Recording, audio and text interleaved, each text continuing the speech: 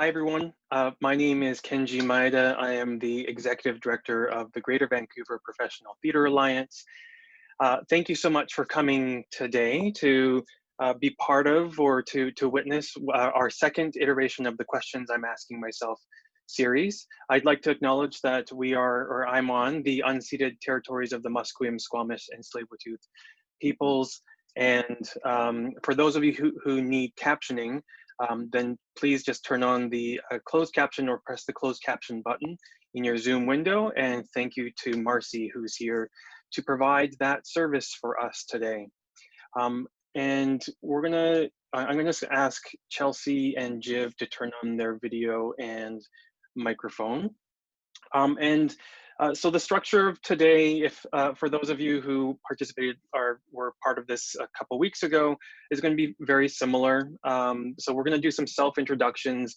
We have some really interesting topics that we've been throwing around in our email, kind of planning this. So we might be covering topics like around public health. We've been thinking about things like hierarchy and what does transparency mean. So we definitely have no shortage of questions that we're asking ourselves that we're going to pose in the room and talk through amongst the three of us. And before we get started formally, I also want to just mention that the series is still in its infancy in terms of the form and structure and what it looks like and how we engage or not engage in the conversation. And so you're going to have access to the Q&A window and the chat window as well. But just know that we might not actually get to any questions because there aren't any formalized Q&A portion of this webinar. It's more intended to be this hybrid private conversation, but in the public sphere. And trying to see what that looks like. All of you are here as witnesses in a bit of a fishbowl of seeing this conversation. So again, we're just testing this out, and give us feedback at the end as well, because you're going to have access to a feedback form. So at this point, I'm going to do my other part of my introduction. So Kenji, ED, GVPTA, and I am Okinawan Japanese Canadian, and so I bring that into the room because of my upbringing and history of being a indigenous Okinawan, born here, but those are the things that my dad always taught me to always remember where I'm from and bring that with me wherever I am. And my pronouns are he, him, and his. So I'll pass it over to Chelsea to do a self-introduction. Hey, I'm Chelsea Haberlin. I'm the Artistic Director of New World Theatre. I'm also an Artistic Associate with It's a Zoo. What else? I think that's all I'll say about myself. I think that's it. Jiv. Cool. My name is Parasram. I'm of Indo-Caribbean ancestry. Family's probably from somewhere in Bihar, we think. It's hard to tell because of colonization. But my family's from Kairi, which is now called Trinidad and Tobago. I grew up in Mi'kma'ki out in Nova Scotia. And I was in Toronto for good long while, and now I live here. And I'm the artistic director for Rumble Theatre, and also am the artistic producer for a collective, which is really just me and my buddy Tom, that is aptly named Pandemic Theatre. That's and we're still, we're all doing stuff. So that's roughly me. Great. So why don't we go right into it? We all have some questions that we've been posing to each other in an email thread. Jiv, do you want to start off with your kind of first one? Yeah, and it's not super articulated, so I apologize for that. But let's go into it. So I've been thinking about this idea of arts as public health, and I think that my big question is, like, would there be a paradigm shift if we actually take it on? I think it's something that has often come up and has been used really often to talk about art, that there is a lot of public good that comes out of it and it's good for public wellness. But I think like given the fact that there's this global pandemic happening and that public health has risen to so high in people's consciousness lately, and then also I think with the call to defund policing and put that focus more on like public wellness and supports along those lines too. I wonder about how that can be applied to what we do in theater and performance, and if like really investing in it would mean like changing things beyond saying that it's good for us. I guess part of it is that I often find that the goodness part of it is related more to economic benefit, which are arguments I think that we in the sector have made and people acknowledge that it's good for the economy, but we don't really have a whole lot of access to the rooms to discuss economic policy. Maybe we would with health, I'm not sure. So that's kind of where I'm at with that, bouncing around. Curious about your guys' thoughts. I guess I'm wondering, like, in what ways is it not already public health? Hmm. Like, isn't it just like, I don't know, I feel like when I make theater, I'm very conscious of the mental health effects for myself and for the people I'm working with. I'm very aware of that. And actually, a lot of the funding I feel like we get now is based on metrics related to wellness and equity and a lot of things that I think are really closely connected to public health. So what would it look like if it was more recognized as public health? Yeah, I mean, like I wonder. Some of it I think is in a Canadian context of public health, like healthcare being free too. And not that I'm just saying like, Right. oh, art should be free, but like that, there's still like there is a tiered level of it. It seems Right. that doesn't exist in healthcare in the same way. Well, wasn't there like, was it in Europe that there was the articles coming out in the last year where the doctor prescribed go to the museum as a way to be more well, like, or to fight depression or something along those lines. I remember a bunch of those articles that recently came out.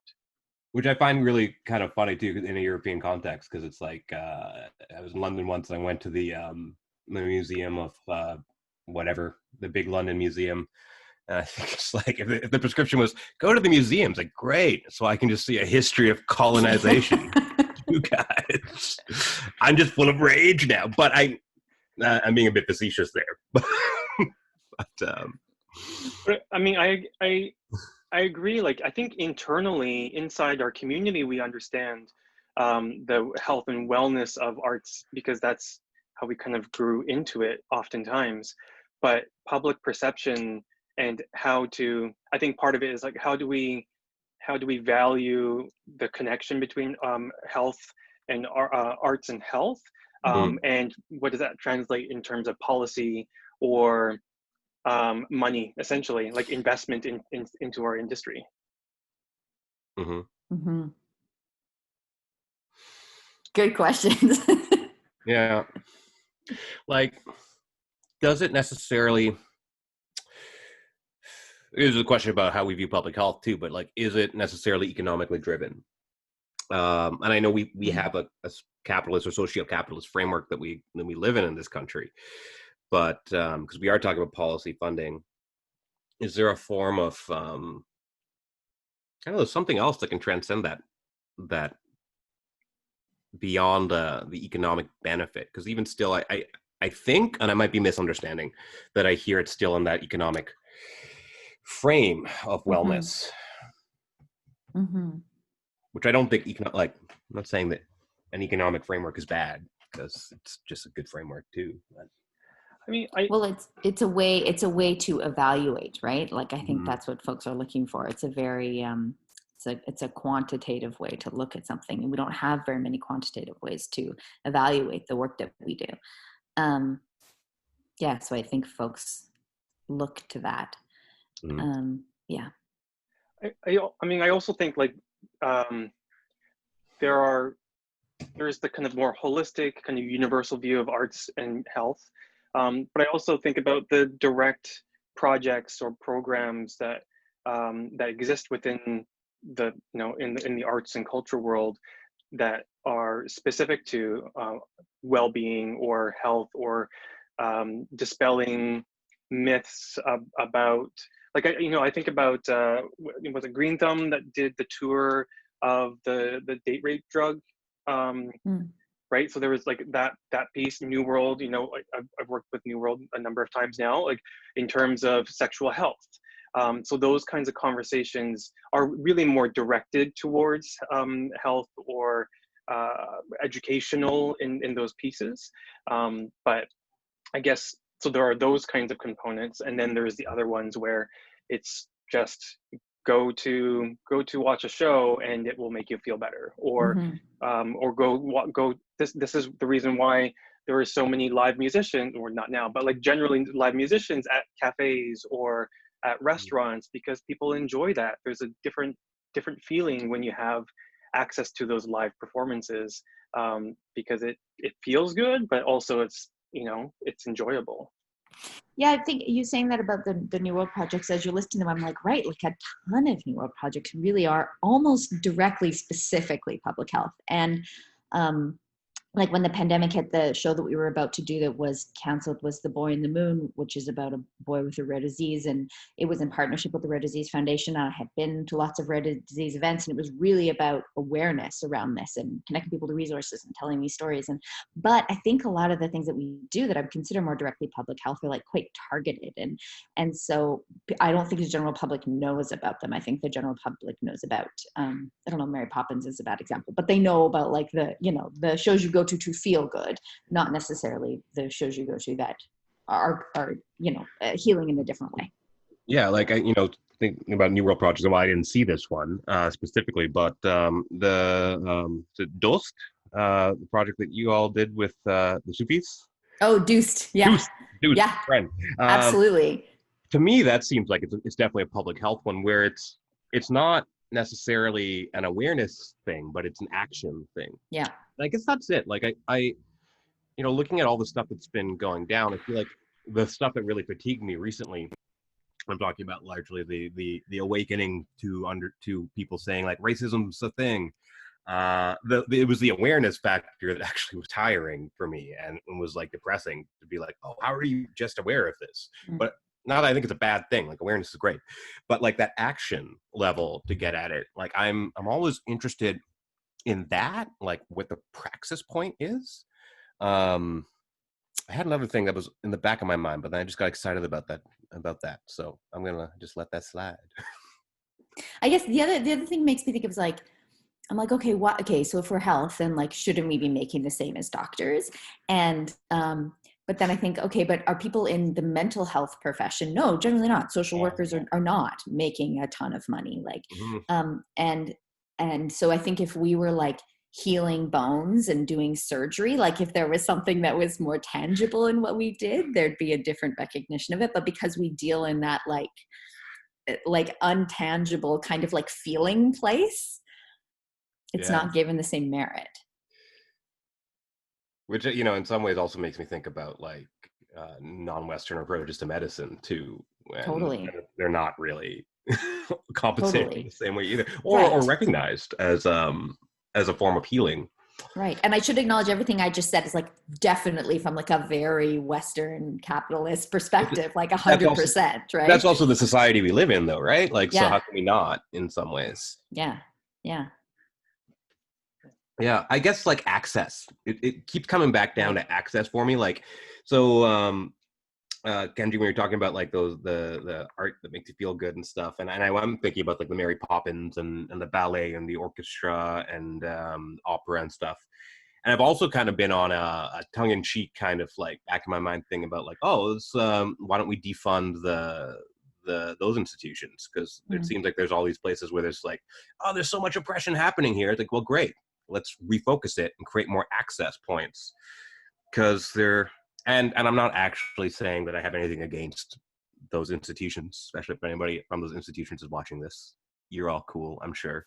But, but there is a point where it's like, is that accessible? Yeah. And there's so many resources there. Not that I'm saying like the healthcare system is that great. Like lots of like remote communities are under-resourced like crazy, but even within a city, again, I've run out of thoughts on that thought, but that's my half-baked thought. I mean, this kind of ties into like one of the questions that I think Chelsea had around the being versus doing, because I Mm, think that, you know, a lot of the things that we're talking about are, we need, what's the kind of call and response that our community is doing or should be mhm. doing, Mm. and oftentimes you need space to be. And Chelsea, do you want to just go over what that thing that you were posing?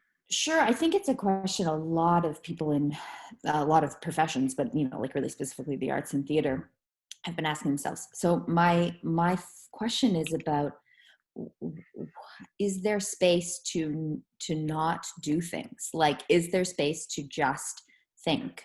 There's a quote that I think it's Marina Abramovich. I heard her say 1,000 years ago, that was about, to be an artist in the morning, you should sit with your coffee and you should stare out the window, and you should stare out the window for hours and hours, and you should let that energy boil. And when the energy has really boiled and you could really ready to do something, then you do something.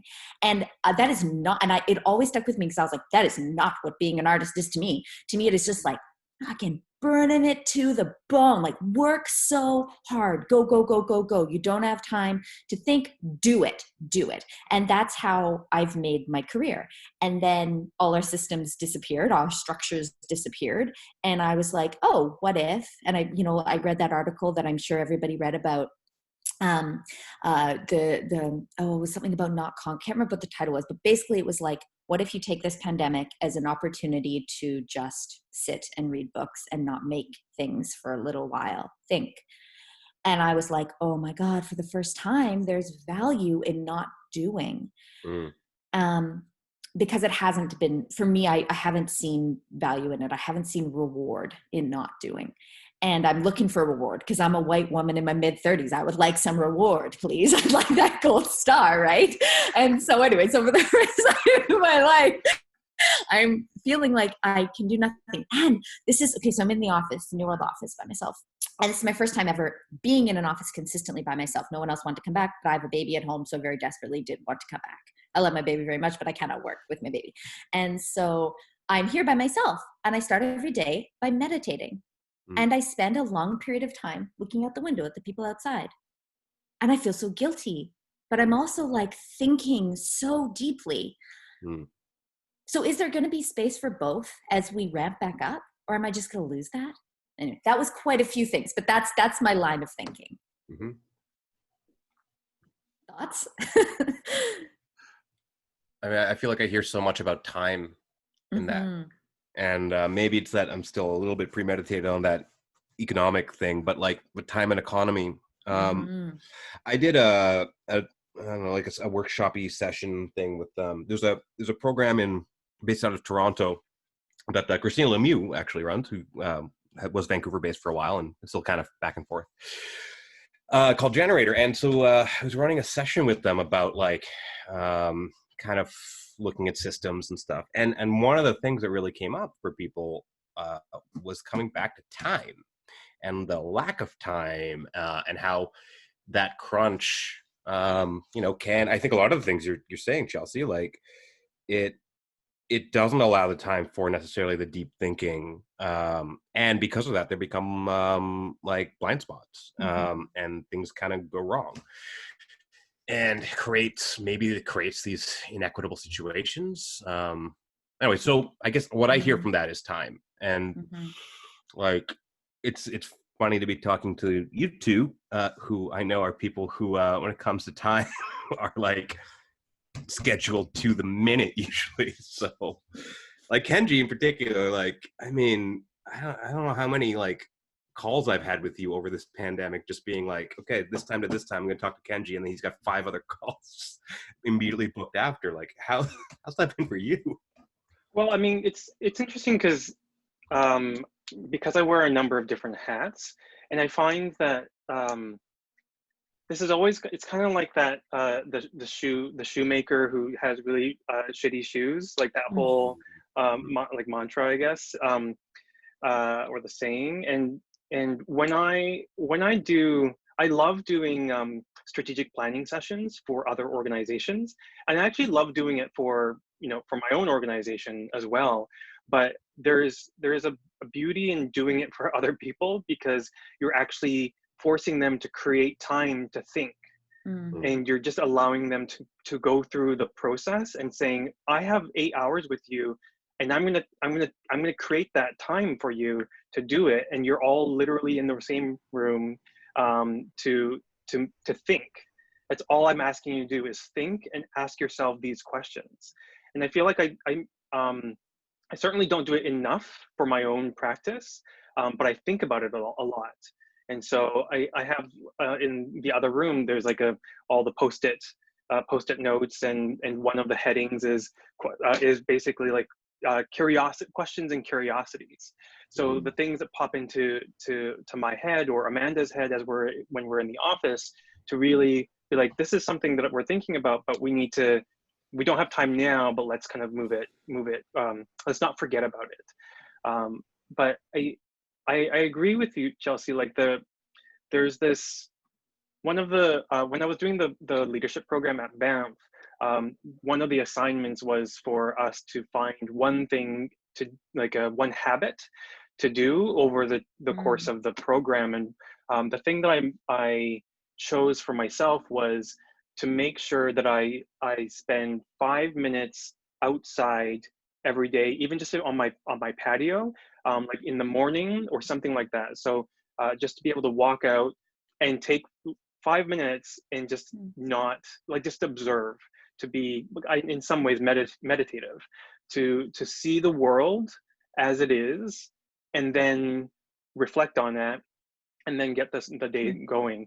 Because I was, for a while, especially at the start of the pandemic, and I was working just from home, I was getting out of bed, taking a shower, and going into the living room and going straight to work, and then coming off of work and going to bed.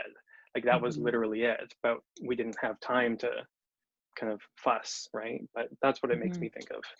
It's interesting. It was interesting to me the way that the idea of having time for something shifted when I had my baby 2 years ago, because prior to that, I'd never taken any real time off since ever.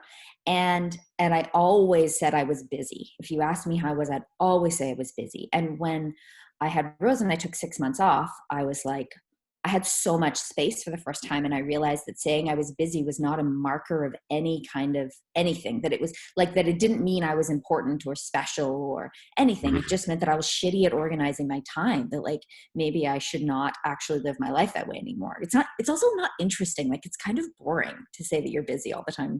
No one cares. It doesn't mean anything. So I decided to stop saying it. And I decided to make more space for Kenji, like you said, like, because I would walk around with her for hours in a carrier. I was like, I should continue to make space for those things. And so my relationship to time changed a lot. But I still did feel busy. And when I felt it, I would like really work hard to shift my mind around it. But I guess when I wasn't busy, I was still parenting. Like I was working less, but I was parenting. So it was still there. You also mentioned the feeling of guilt from the mornings or whenever you get in at New World. Like what's that about for you? For me, like listening to you guys, I'm super all about like trying to take that time to kind of observe stuff and get inspiration, like be in a meditative state and get inspiration from the stuff around me. Also, I don't know if you guys have ever read Mr. Palomar by Italo Calvino. It's really good. You should watch it. There's a whole chapter about him watching waves. It's really good. Anyway, but I'm curious about the guilt thing. Because like as a person, I don't know what it is. Maybe it's like my cosmology or something. Like, you know, I grew up in a Christian environment, but I'm like that. This concept of guilt isn't a thing that I feel like I feel as readily as people. So I'm always curious about how it works. Not that I don't ever feel guilty. Well, actually, maybe I just don't care. I don't know. But what's guilt about? Like what is that experience? You don't feel guilt? That's, I mean, not readily? Not really. Wow. Yeah, it's not really a thing. I don't think so anyway. God. In the ways that it's kind of been described to me, I don't often feel it. It's a major driver for me, actually, guilt. Like you saying that makes me like, I feel it so often. And like, I'm not like, I mean, that makes me think maybe that's like a Catholic thing. I'm not Catholic like my mom is. So maybe it's somewhere in my line. There's this guilt, but I feel maybe it's gendered. Actually, I wonder, I'd be curious about that. If maybe it is, if I am not immediately, if I'm not productive, I feel guilty, like very specifically. And I definitely have other people in my community, in my circles who feel that same thing. And I can't imagine what space there would be and what kind of liberation what freedom I would feel if I didn't have that driver of guilt connected to productivity. So do you just like go for walks and think about things and feel like that was time well spent? Like, what's your relationship to space? Like, how do you feel when you take space? Yeah, I mean, like, I think I do. Like when I, especially early pandemic, but when there have been a bit more times, things are a little bit more hectic right now. We're in a big residency period at Rumble, so we're kind of like switching around. So time's a little bit less fluid for the past couple weeks. But yeah, if I can be out and walking around for like 2-3 hours or something. I also have the privilege of not being a parent, so Right. there's that. But I can walk around with a stroller, like, you know, Yeah. it's not unavailable to me. Yeah, so like that, and I think being able to be in a meditative state, get myself in there, like I suppose on one level it's also spiritually fulfilling for me, like in a kind of larger picture thing. But yeah, I think it does. It's totally. I think it's productive, or I'm not sure productive is the right word, but it just I know my brain works better. Or I'm just so much more conscious from it. So not that I'm like great at like being like, especially non-pandemic time, being like, oh, I should go for 2-hour walk. Like I still suck at it. But yeah, no, I don't really have guilt for it. Or I don't think, maybe I just don't understand guilt. No, I mean, I think when you feel guilt, you know guilt. That's my experience of it. It's not, you know, it's pretty clear. It makes you think maybe like, I don't know, for me, well, I don't know, same thing for you. So much of my work as an artist has been connected to producing and has been connected to like getting things done in order to make space to make art. And now that I'm an artistic director that doesn't have like a producing caveat attached to that, my job is to come up with ideas and make art and have relationships. I definitely notice that I'm feeling less guilty about taking space. And so I wonder if it also is connected to that. Yeah, I don't know. I wish I could say it was that for me, but I feel like I still produce a lot. So right. I mean, I definitely, well, mostly, I mean, this is one of the hierarchy things. This is another thing I want to talk about. I mean, we can talk about it later, but mostly my team is like, do you want to stop producing, get out of our way and just think about ideas? Like stop doing that. It's hard to not when you came up that way. Right. Yeah. Yeah. I want to talk about, you brought up the gender thing. Kenji, what do you have guilt? Yes. Do you feel guilt? Well, the only thing I was going to say is, I think I used to have more guilt than I do now. Like, I think I navigated it, and I kind of blame my parents for the guilt. Because we had a restaurant, and so I always felt guilty for not helping out, and blah, blah, blah. It's the family kind of thing. Although they didn't impose the guilt onto me. So, but I feel like the driver thing, so it's guilt and fear, like, those are the two not for me, but just in general, like how people often behave is they're motivated by fear of not doing something, or of missing out, or of whatever other kind of fear factor element, right? So I think about that in terms of productivity, because often, and this is also kind of tied to like all these things that we were pre-emailing, but like the power piece. So if you're afraid of, depending on the hierarchy, if you're afraid of losing your job, if you're afraid of not being able to pay rent, then that's a thing around what does it look like to be productive. And so it's sometimes productivity is a performative piece versus a intentional kind of stepping back, which is still productive, I think, for all of us to step back and think, but it doesn't look like it. And so there is sometimes a guilt, or sometimes, I mean, I do think about that. Like, if people don't see, if it doesn't look like I'm busy, then people don't think I'm doing anything. right? Mhm. Less. It's more about the perception that I'm more afraid of than I am about my own feeling about it. Totally. Performative productivity, like you saying that, I'm like, oh yeah, like how many emails has everyone received from me today? That's a good, and this is like, I don't do as much performative productivity anymore because I'm very aware of it. But I absolutely acknowledge that as an issue. I've heard a lot of folks actually afraid to now like post things because they're not feeling like they've, sorry, my phone's on, that they're not feeling like they have posted enough about other things. Like I do remember like having a thing at one point, and I think it was more fear than it was guilt, but of I was kind of ill like for a while.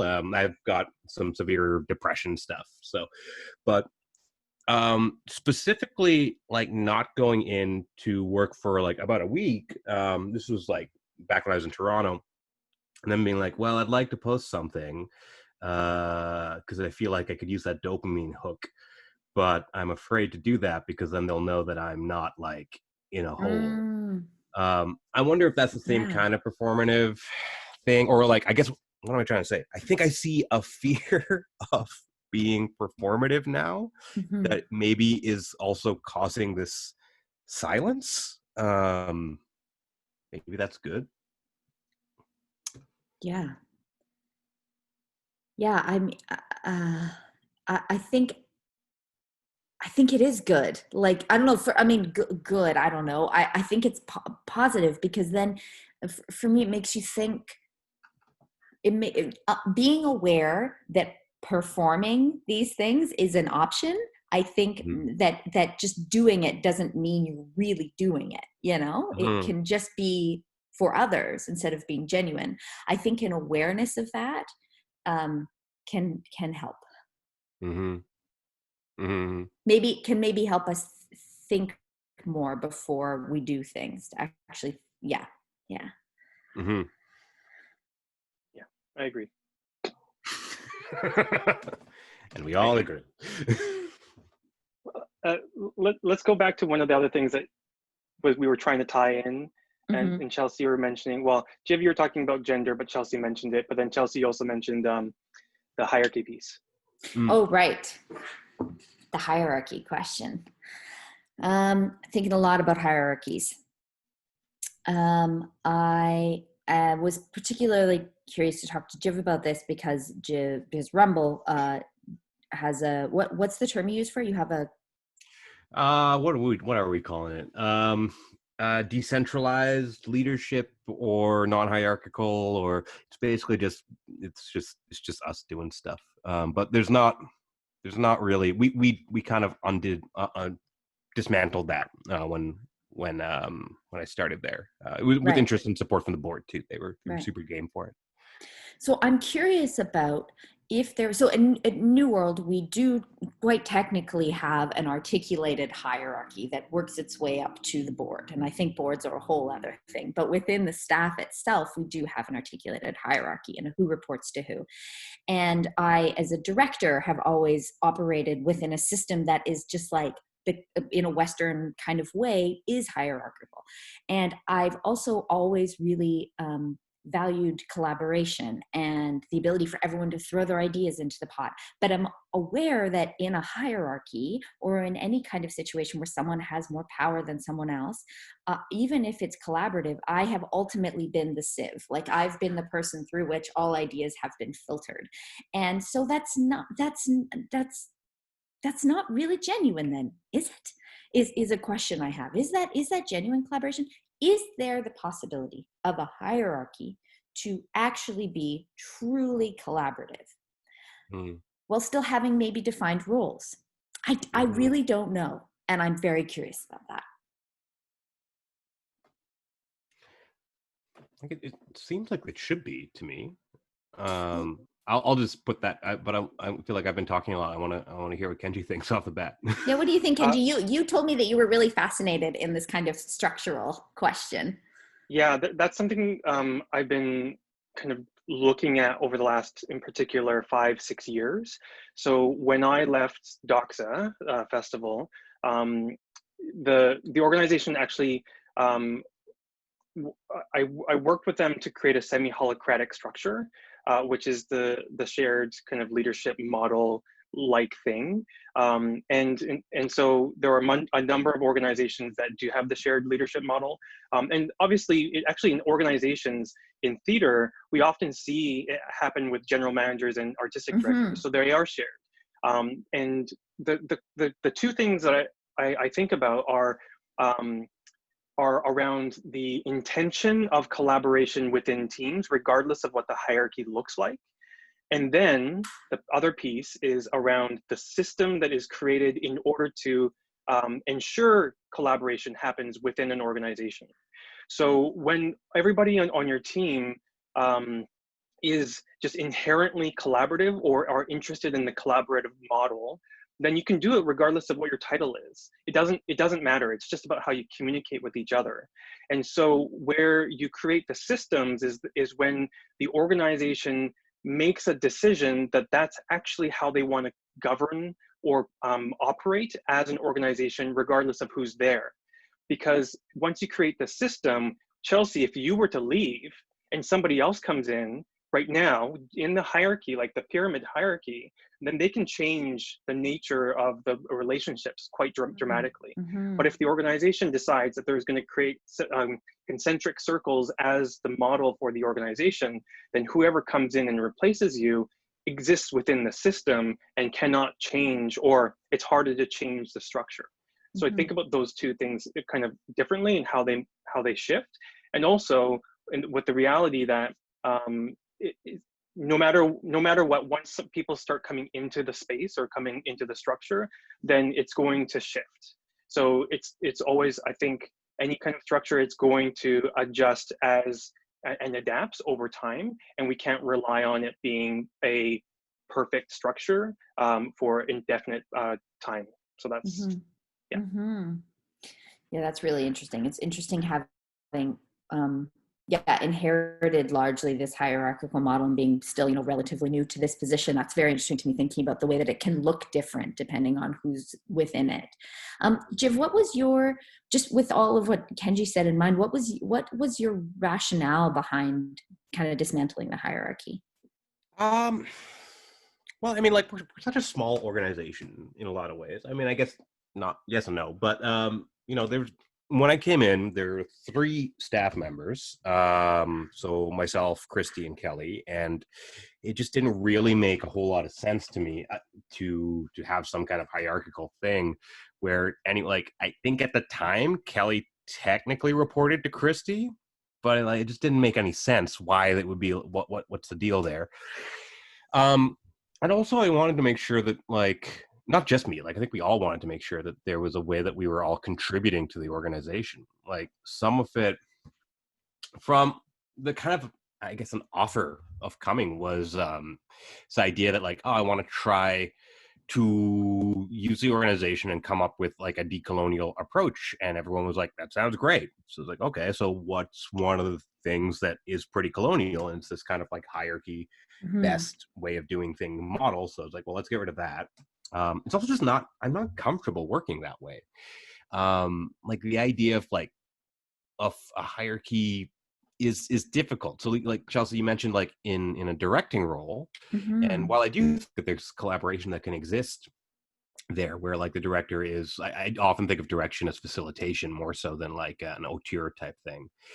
But I will say that since I came to Vancouver, is probably the first time I've been working as often with more equity-based, Canadian Actors Equity based contracts. I've usually been a lot more indie. Even in the work I was doing at Parasram, it was usually through some weird grandfathered clauses allowing us to work the way we wanted to work. It's always kind of been the way. And so I feel in some ways I've experienced more in both enthusiasm for the idea of working collaboratively and also kind of pushback from folks who aren't just not comfortable with the level of collaboration which is totally understandable when the director walks in and is so I'm just the director here, so to speak. That's terrifying for an actor, I'm sure. Like without that, without Mm-hmm. a long history of working together, like it's like, well, who the hell is this guy? What kind of process are you going to lead me through? Is it going to be safe? Which I think is not always the case. Mm-hmm. So, yeah. Did I Yeah, answer that at you all? you did. I mean, I think the thing that one of the things you said that really is resonates for me is that you felt uncomfortable with hierarchy, that you do feel uncomfortable with it, and I think that's partially what I'm feeling. Like, I think that's partially why this question is coming up for me. Is like, I for the first time I'm really aware of how uncomfortable I'm feeling with like power, Mhm. like I'm feeling uncomfortable with it. I don't want it in the way that I felt like I did before, and that I felt like it was a driver, and it's interesting as my career has kind of grown, and I've moved up the hierarchy. Now that Mhm. I'm near the top of the hierarchy, I'm like, what is this? Like, Mhm. how do I behave within this in a way that is truly um, feels equal and fair and collaborative? And so, oh, it's interesting to hear that you were apparently so seamlessly able to kind of work it out. Well, maybe. I'm sure it's not fully seamless. Right. Like we seem to have a really good flow and are able to do stuff, but I think that's also just because we're small and everybody was game, and our skill sets complement each other in a good way. Like I think that's such a big part. Like Kenji, as you were Right. saying, like if it were someone else in my position or in Christy's position or Kelly's position, that skill set would change. But then even like as we're working, especially because of COVID, like we did end up bringing on some more contract staff, right? Mm, So Shawnee and Senna were working with us, and we're going to keep trying to always employ people as much as we can, but the realities are we can't. So we've got this like weird. This part is tricky for me to figure out because we've got this weird thing now where we were just like completely horizontal, like everybody same thing, and then we've got contract staff who are mm, still staff, but like while we're still soliciting the same feedback, there's also a balance of like, well, how much can I ask you guys for in terms of your feedback? Because there's questions about buy-in of the company. Like there's questions about like if we're able to compensate enough to make up for that time, and what's fair in that way. right. Even when I'm directing, like I think it's ideal if everybody really wants to do the project and they're just doing their best work as artists. But I also get that sometimes it's a gig. I don't like the idea of just doing stuff as a gig, but also that's the reality of people's lives, I think. Yeah, like you can't assume that everyone coming in is going to want to buy into like a reinvented No. model where they have full stake in it. Like, maybe that's not what they're there for. Yeah, or like what they got time Rightly for in so. any way. It's like Yeah, they right. didn't sign up for that. Right. Hopefully we try to make it clear that they do, but I don't know. You're right. You'll say whatever you need to get a job, though. I respect that. Yeah. But, Yeah. but that connects to one of the earlier things that we were talking about is if our expectation for contract staff or other staff to be responsible, kind of more thinking about a larger kind of bigger picture things, then we need to make sure that we give them time. Because Hmm. Mm-hmm. if they're Yeah. only hired for, I don't know, 10 hours a week or even 20 hours a week, then how much of that time is actually explicitly dedicated to thinking time? And Yeah. if, right, so because we as the folks at the top of the hierarchy within an organization, we have control over that because we Mm, have power. Mhm. And in some ways I think we've all been trained to do the thing that Chelsea, you were saying at the very beginning of we do, like in the arts we mm-hmm. just get things done because that's the only way we can make a living. Mhm. But thinking Yeah. time is key, though. And also for me, actually does go back to this public health question because part of it, I think, in the restructuring was to just make sure everybody was on the same pay scale, and that what we were shooting for, and I think we're just about there now, is I mean, probably not when you do a full hours breakdown, probably under, but living wage for everybody. Mm, If you work for us, you get living wage. If you're on a contract for us, you paid living wage. Like whatever, just always living wage, which is not that high, but it's higher than like a lot of standards. yep. So Definitely. especially in the sector.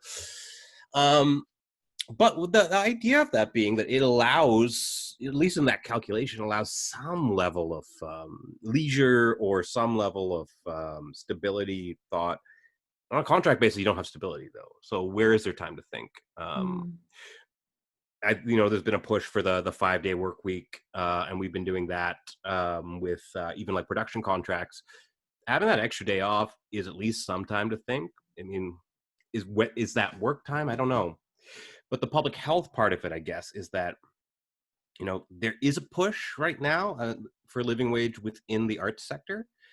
And if that push were extended to, like, if we were putting our effort behind like that on a larger national level, I think that would just make the arts better anyway. If everybody just had like a guaranteed minimum, I think the capacity, like, to get past the precarious gig economy mentality, like, would really help. Some of the people I know who are the most stressed out about this stuff are contract workers who make way more than me, but because they don't know any stability, they never know. So they're always just trying to like grab whatever they can. And I shouldn't say grab, it makes it sound bad, but you know what I mean? Like, make sure they can live. I mean, like Carmen talked a little bit about that in the last talk. I feel, Kenji, like that kind of designer need to like take as many gigs as you can just to survive. Again, I've trailed off into something else.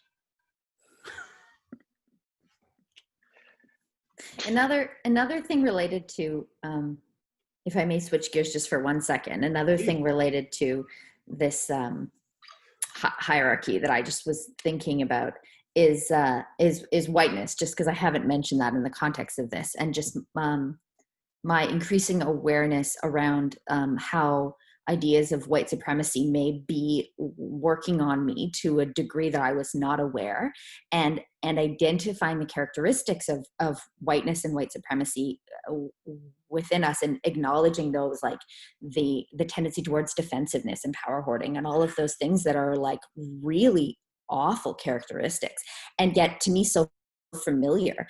And acknowledging like, oh, right, if I'm at the top of a hierarchy, I have those within me and I can be working on them, but I'm still enacting. And so I think that's like, I think that's like a part of where a lot of the discomfort comes from. And I'm a part of this directors group. A bunch of white directors meet every Monday, and we talk about this. And I'm hearing this so much from my colleagues. Like, so many people are like, right, I am enacting these like messed up things in rooms, and I didn't even know they were there. So I think a part of this question comes from that for me. What do you think in terms of like, what's the next step, or where is the evolution of the thoughts that you are having? Like, where do you think it's going to go? I have to tell you that right now, I don't know. Like, I don't know what the next step is of that. And I think that's why I'm really actively asking right now. I don't have any next steps. I don't know where it goes.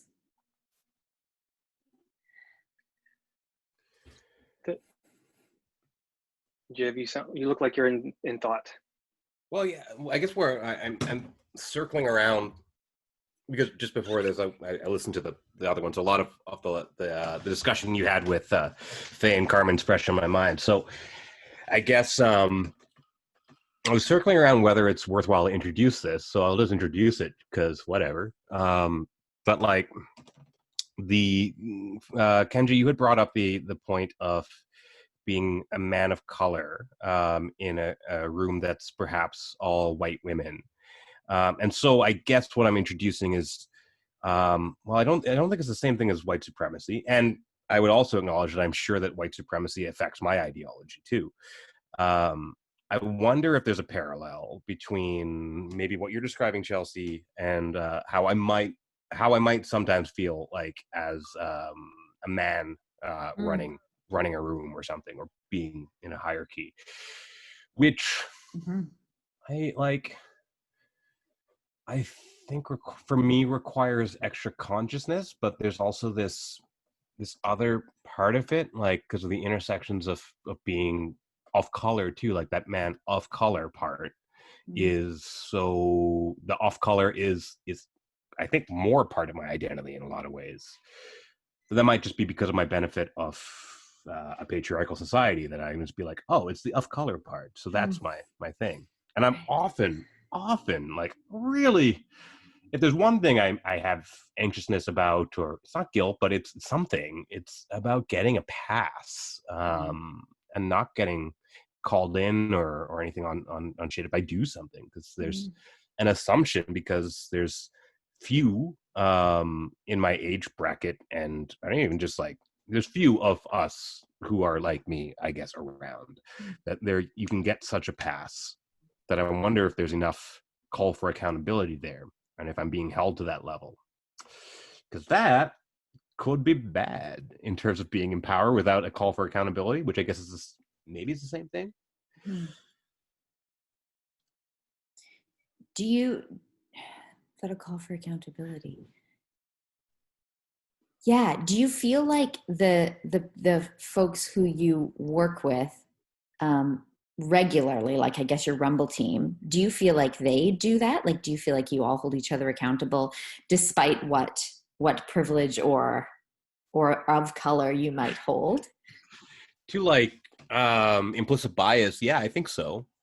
Because we certainly joke about it a lot. I mean, like, I don't mean joke to belittle it, but like as a survival mechanism, it's just so key of I think the way I am, and luckily everybody else is pretty cool with it. But yeah, we do hold each other accountable to that. Like, there's stuff where I think even as we're making artistic decisions in programming, where we can be like, okay, but like bias wise, what are we all bringing to the table, and that kind of stuff. And that helps, I think, like that team, the close team that we see so often, that's able to be there.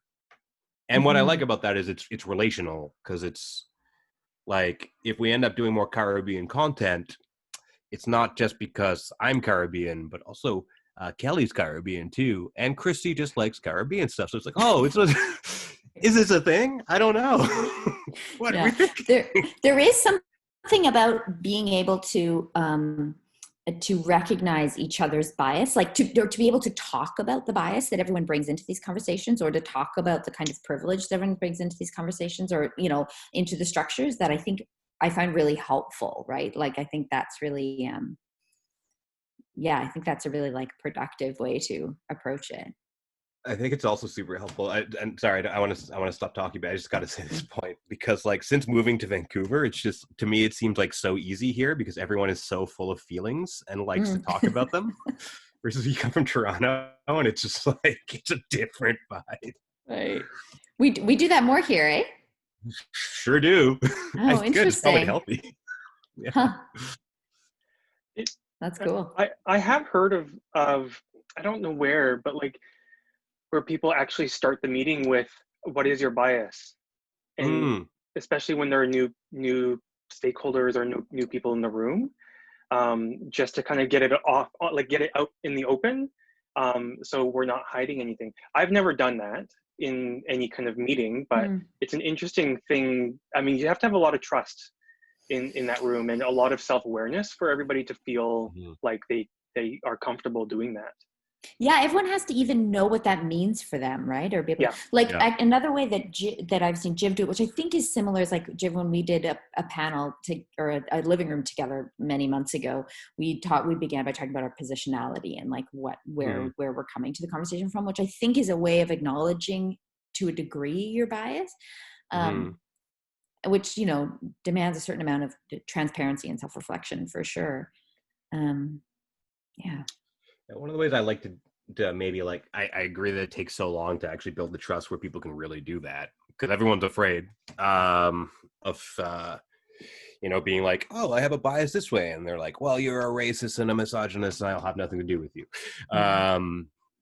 Whereas, like, I know lots of racists and misogynists. Maybe they're just a little bit racist or misogynist. I guarantee you all do too. I like to talk about like what you're fragile about. Like, what's the thing that's like, it makes me too sensitive to talk about, and I just get enraged or whatever. I found that's really telling, and also just good to put that out there. So it's like, why is Chelsea so angry at me? Like, oh, right, because she mentioned that she's a little fragile about this. That's cool. It's cool. We're all fragile about something. I love that. That's great. I feel often like when I become the most upset about something, it's because the thing that has come at me is the thing that is my like biggest hole. Like it's like my biggest wound. So that's really interesting to bring that in. One of the things I used to do at a board meeting when I was chair, it was quite a while ago. I forced the board, everybody, to finish the sentence. I forget what the sentence is, but basically I gave them 1 minute, and it was timed. And I said, this is your 60 seconds that you have, no more, no less.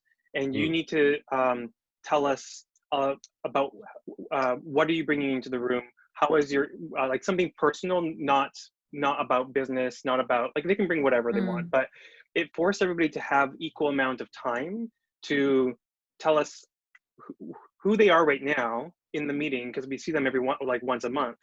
And it wasn't anything about bias, it wasn't anything about other things, but sometimes things like, oh, something happened with my brother, or like those things where it's like, okay, great, we know this now as we come in to talk about finances, and it's still important because now we know a little bit more about who you are, because often board members also don't ever socialize, so it was an element of personability in some way.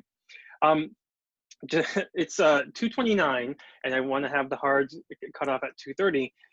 So that hour went by really fast, at least for me, it went by really fast. So any final parting thoughts or things from the two of you? Thank you both for your thoughts. If I'm being really honest, I feel like I've got some really big things to bring into therapy now. You asked some really good questions that I don't have answers to, so thank you for that. Yeah, similarly, just thanks so much for chatting. It's nice to be able to do that. Definitely spend a lot of time, wandering the parks of Vancouver alone, thinking. So it's nice to talk to people. So sometimes it's kind of nice to think of this as the thinking room, like, because it is. It's like I'm not actually doing anything. It's just I like having these conversations, but it's just in a bit of a public space-ish. But it's still an experiment. We'll see how it goes. And for everybody else, we will be doing this, I think, on a monthly basis. We'll announce who will be our September pair soon. I don't have it right now, so we'll do it soon. Jiv, Chelsea, thank you so much for being part of this today. Thank you. I really love chatting with both of you always. And for everybody else, if you have any thoughts, please fill out the feedback form as you leave the Zoom room. So thanks everybody. Thank you, Kenji. Hope you have a good day. Yeah. Bye, everybody. Bye. Bye. Bye.